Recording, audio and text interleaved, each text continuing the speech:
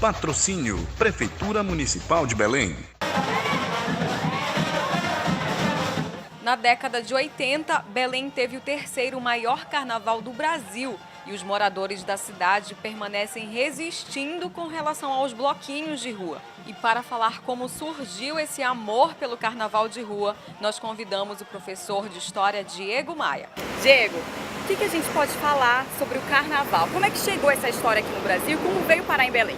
Na verdade, o carnaval tem sua origem na Europa, né? Uma origem pagã, inclusive. E acaba se integralizando com o cristianismo. É natural que a gente entenda que o carnaval ele foi se modificando e ele não para, continua até hoje se modificando. Eu sou desse tempo que o carnaval tu não precisava de tantas coisas, tu podia ter glamour com a roupa da tua irmã, né, com bom carvão, uma boa maisena. Desde quando eu era criança, eu me lembro da minha mãe me trazendo para acompanhar o afoxé do guarda-chuva achado. Eu lembro de criança, o Eloy subindo numa pampa, meus tios brincando, eu com uns 10 anos de idade, 85 por aí. Eu me lembro desse carnaval, eu gosto de carnaval desde criança. Né? E na década de 90, eu já adolescente, né, acompanhei, comecei um dos primeiros ensaios do Fofó de Belém, né, que é um bloco que eu também curti muito aqui na Cidade Velha, na década de 90. E vi a fundação do Fofó de Belém, todos os domingos eu era uma fofolete do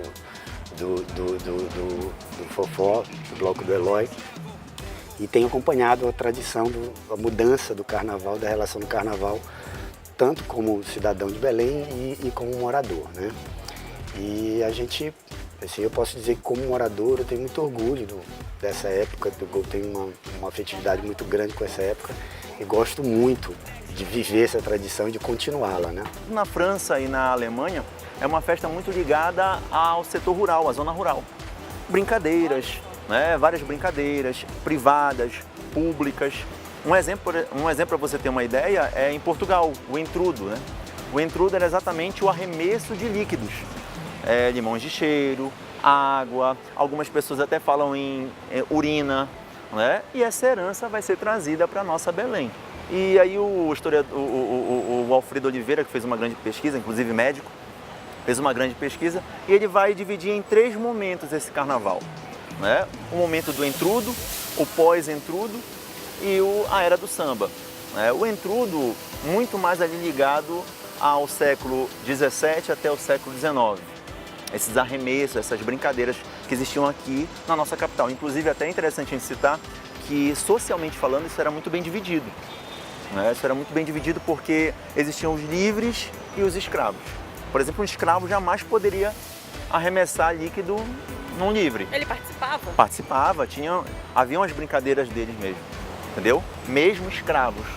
Agora, isso vai acabar na libertação dos escravos, né? Porque aí a proclamação da República vem, todos são iguais perante a lei e essa troca vai existir e em alguns momentos os excessos vão levar a, por exemplo, brigas, confusões, que era muito comum já no carnaval de época.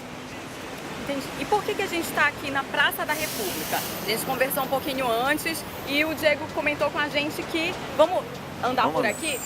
O Diego comentou com a gente que teve uma história aqui na Praça da República. A gente pensa em bloquinhos de carnaval, em carnaval de rua, a gente se remete logo ao bairro da Cidade Velha, em Belém. E por que tu escolheste aqui a Praça da República? A Praça da República era um dos epicentros do carnaval de Belém, principalmente no século XIX. É o momento do pós-entrudo. O pós-entrudo já no século XIX até o século XX, ele vai escolher alguns epicentros, como a Praça da República, que na época era o Largo da Pólvora, que era conhecido. E não existia Presidente Vargas, era a Avenida 15 de Agosto, em referência à adesão do Pará. Então aqui era um dos epicentros, principalmente na frente do Grande Hotel, né? As pessoas faziam as paradas, né?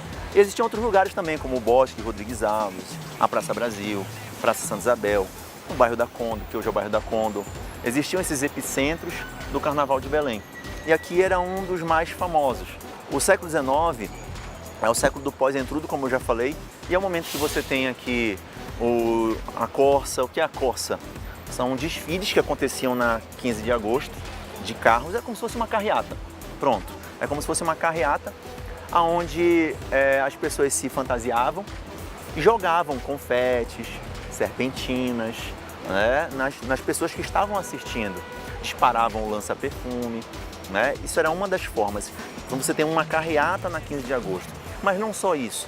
Você também tinha muito no século XIX o boi, né? O boi, inclusive, ele inaugura, alguns historiadores, como por exemplo o próprio Maurício Costa, afirma que o boi inaugura os blocos de rua, né? Aquela coisa mais... Mas por que? Da onde veio esse boi? O boi, ele é uma herança também do Brasil, né? Trazida para cá por embarcações do Nordeste para cá. E aí é aquela mistura que eu falei no princípio, né? Não só o boi, mas você também vai ter aqui os cordões. Aí é uma coisa interessante de se falar, porque o cordão, ele é característico do nosso Pará. Aí já não foi importado. Ele é característico do Pará. O que é o cordão?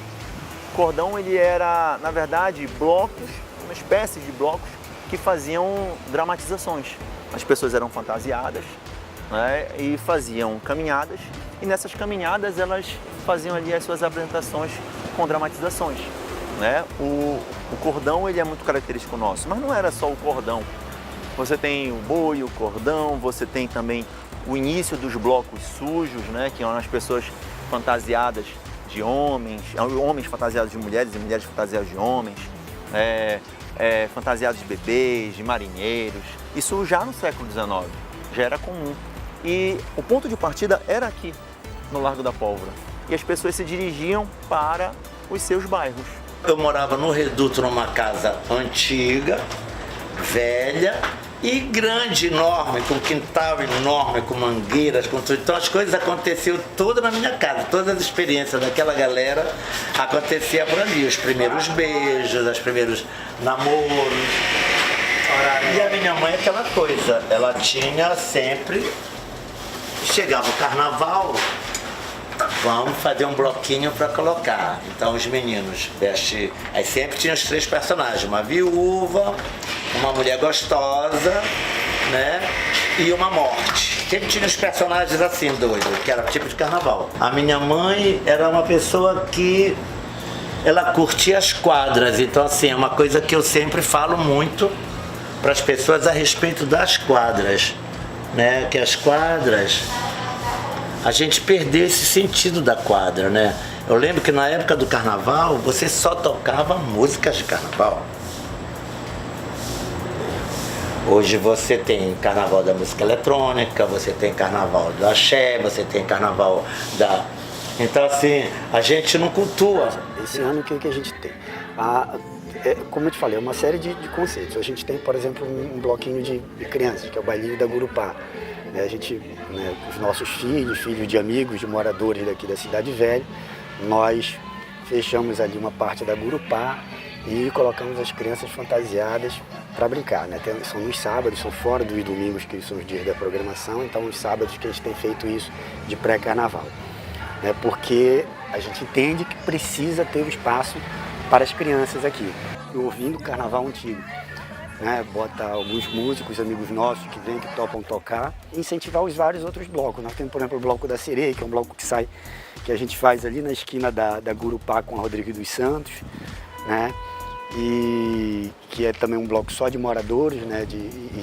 E de um pessoal que faz a parte dos pontos culturais aqui, né? E dá vida para o carnaval, né? Porque acaba cada um fazendo, pipocando os blocos daqui e dali. Então a ideia é que os blocos pipoquem, que essas iniciativas, que essa vontade popular, o carnaval é uma festa popular, então que as pessoas tenham o prazer de ir para a rua e brincar, né? Porque essa espontaneidade é uma coisa que ninguém vai tirar. E José, por que resgatar isso? Uma vez que, sei lá, já estava meio que esquecido e podia continuar assim e dar valor só para esses blocos, que já tem trio elétrico, e tem show na casa de show. Pois é, assim, tem carnaval, eu digo assim, carnaval ele é uma ebulição, ele é um vulcão. Você não conter o carnaval, eu acho que é uma bobagem, sabe? É uma bobagem. O carnaval não se contém, a população, a vontade popular, É intangível isso, né? Então ele vai se transformar, isso é um processo normal. Só que a essência do carnaval, né, a essência do carnaval, que são as músicas antigas, que essa conotação sonora para mim ela é importantíssima, porque ela faz parte da cultura, né? O carnaval é um fenômeno cultural, e a cultura ela é o registro das... Claro que ela é um fenômeno que se transforma, mas é um fenômeno que ela tem uma base, que ela tem um fundamento, que ela tem um início. E eu acho que é muito importante para nós, para o cidadão, para a nossa identidade cultural, né, mantermos as tradições, visitarmos as tradições, usarmos as tradições, documentarmos as tradições e revivermos elas, né? E nem significa reviver, significa continuar vivendo, né? Não é uma coisa que se deixou, é uma coisa que se continua. Então, a ideia dessas pessoas, principalmente do pessoal dos pontos de cultura daqui, que é um movimento muito forte, né?